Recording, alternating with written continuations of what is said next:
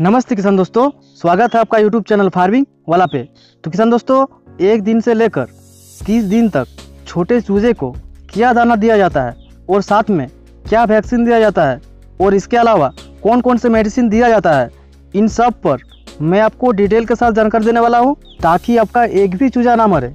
तो वीडियो को ध्यान से अंत तक जरूर देखना।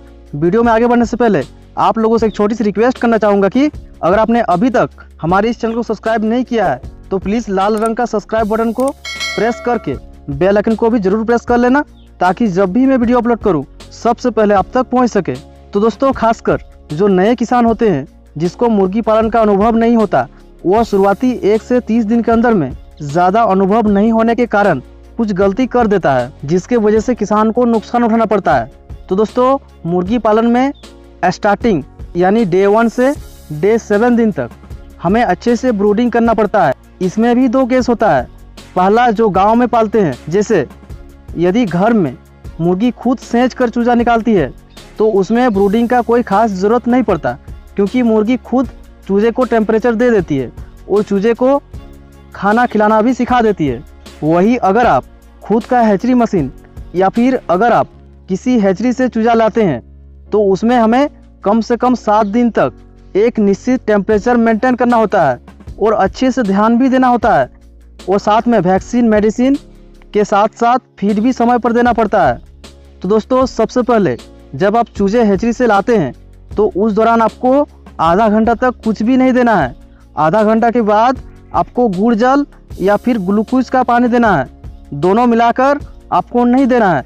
जैसे अगर आपके पास गुड़ जल उपलब्ध है तो आप गुड़ जल दे सकते हैं, तो फिर आपको ग्लूकोज नहीं देना है। और अगर आपके पास गुड़ जल नहीं है तो आप ग्लूकोज का पानी दे सकते हैं, और अगर आप ग्लूकोज का पानी देंगे तो आपको गुड़ जल नहीं देना है। ग्लूकोज का जल या फिर गुड़ जल देने से मुर्गी को चूजे का पेट साफ होता है और इसके साथ साथ उसे एनर्जी भी मिलता है और स्ट्रेस भी कम हो जाता है। गुड़ पानी या फिर ग्लूकोज का पानी देने के 1 घंटे बाद आपको प्री स्टार्टर फीड देना है।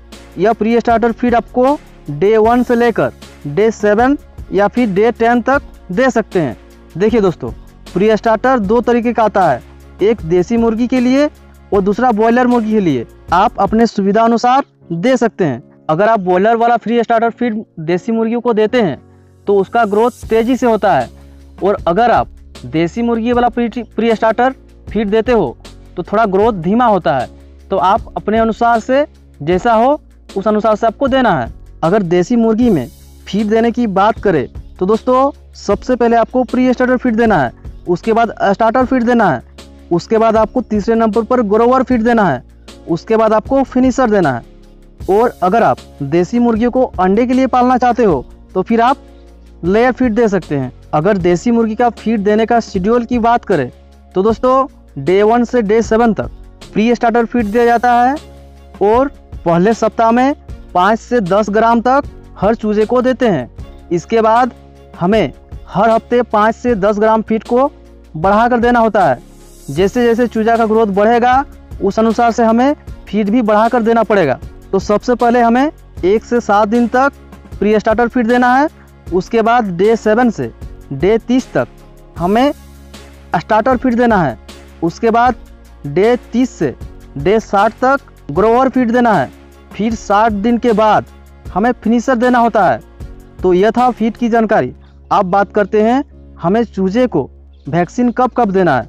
तो दोस्तों, मुर्गियों में जो सबसे पहला वैक्सीन होता है वो है दोस्तों मैरिक्स वैक्सीन। ये दोस्तों डे 1 पर ही दिया जाता है। यह वैक्सीन आपको हैचरी वाला ही लगा कर देता है, यह मार्केट में नहीं मिलता है। अगर आप घर में मुर्गियों को अंडे को हैचिंग करते हो या फिर मुर्गी से चूजा निकालते हो तो आप इस वैक्सीन को नहीं लगा पाएंगे, क्योंकि यह मार्केट में उपलब्ध नहीं होता है।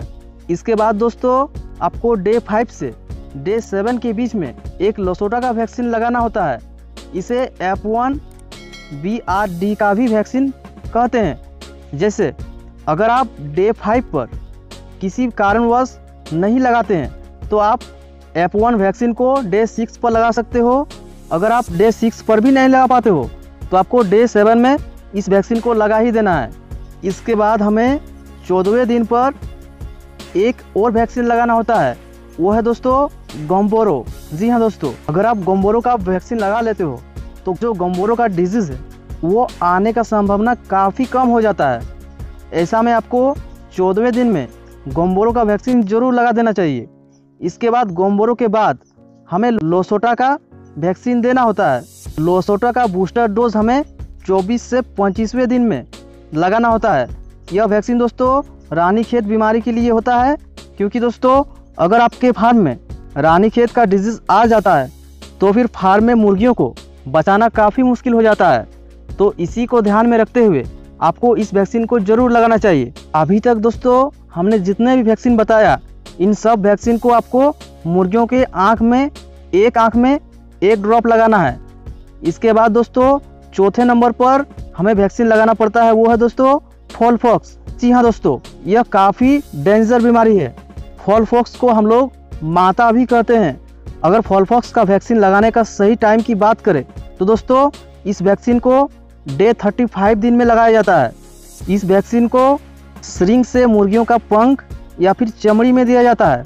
तो दोस्तों आप इन वैक्सीन को लगाकर आप अपने चूजे या फिर मुर्गी को होने वाले बड़े बड़े बीमारियों को रोक सकते हो, अपने फार्म में आने से रोक सकते हो और आप मुर्गी पालन में लॉस होने से बचा सकते हैं। और एक बात दोस्तों, जब भी आप वैक्सीन का उपयोग करेंगे उस समय में आपको एक बात ज़रूर ध्यान रखना है, वो है दोस्तों आप जिस दिन आप वैक्सीन देंगे उससे एक दिन पहले और एक दिन बाद आपको किसी भी तरह का मेडिसिन का उपयोग नहीं करना है। सिर्फ आपको सादा पानी का ही उपयोग में लाना है। और वैक्सीन के साथ साथ अगर आप कुछ मेडिसिन का उपयोग करते हो तो आपका मुर्गी का जो चूजा है वो स्वस्थ रहेगा और बीमारी भी नहीं होगा। और अगर आपका चूजा स्वस्थ रहेगा तो उसका ग्रोथ भी अच्छे से हो पाएगा। मेडिसिन में आप चूजे को मल्टीविटामिन दे सकते हो, जिससे मुर्गी का रोग प्रतिरोधक क्षमता बढ़ेगा। और अगर रोग प्रतिरोधक क्षमता अच्छा होगा तो वह बीमार भी नहीं पड़ेगी और उसका ग्रोथ तेजी देखने को मिलेगा। मल्टीविटामिन में आप बेमरल मेडिसिन का उपयोग कर सकते हो। यह चूजों में काफ़ी उपयोग किया जाता है। मल्टीविटामिन के साथ साथ विटामिन बी कॉम्प्लेक्स और कैल्शियम का भी चूजों में उपयोग किया जाता है, जिससे चूजा का ग्रोथ तेजी से होता है। विटामिन बी कॉम्प्लेक्स में आप एम्बीप्लेक्स मेडिसिन का उपयोग कर सकते हो। यह मुर्गी पालन में काफ़ी यूज किया जाता है। और कैल्शियम में आप ऑस्ट्रोबेट या फिर कैल्सीकेयर का उपयोग कर सकते हो। यह भी मुर्गी पालन में काफ़ी उपयोग किया जाता है। हमने जो भी 3 मेडिसिन बताया, मल्टीविटामिन में विमरल, कैल्शियम में ऑस्ट्रोबेट या फिर कैल्सीकेयर और विटामिन बी कॉम्प्लेक्स एम्बीप्लेक्स, अगर आप इन मेडिसिन के बारे में विस्तार से जानकारी चाहते हो तो इससे पहले वाला वीडियो देख सकते हो। हमने उसमें काफ़ी डिटेल के साथ जानकारी दिया है और मैं कोशिश करूंगा कि डिस्क्रिप्शन में डाल देंगे। तो दोस्तों हमने जो फीड, वैक्सीन और मेडिसिन के बारे में कुछ जानकारी दिया, अगर आप इन बातों को ध्यान में रखते हो और इस वैक्सीन और मेडिसिन और इस तरह से फीड देते हो तो आपका एक भी चूजा नहीं मरेगा। चूजा स्वस्थ रहेगी, उसका ग्रोथ भी तेज़ी से होगा और आपको फ़ायदा ही फ़ायदा होगा। तो उम्मीद करता हूँ दोस्तों यह छोटी सी वीडियो में यह महत्वपूर्ण जानकारी आपको अच्छा लगा होगा। वीडियो अच्छा लगे तो वीडियो को लाइक करना, चैनल पर नए हो तो चैनल को सब्सक्राइब करके बेल आइकन को जरूर प्रेस करना, ताकि जब भी मैं वीडियो अपलोड करूँ सबसे पहले आप तक पहुँच सके। थैंक यू अपना बहुमूल्य समय देने के लिए। मिलते हैं कोई और वीडियो के साथ, तब तक के लिए गुड बाय, जय हिंद।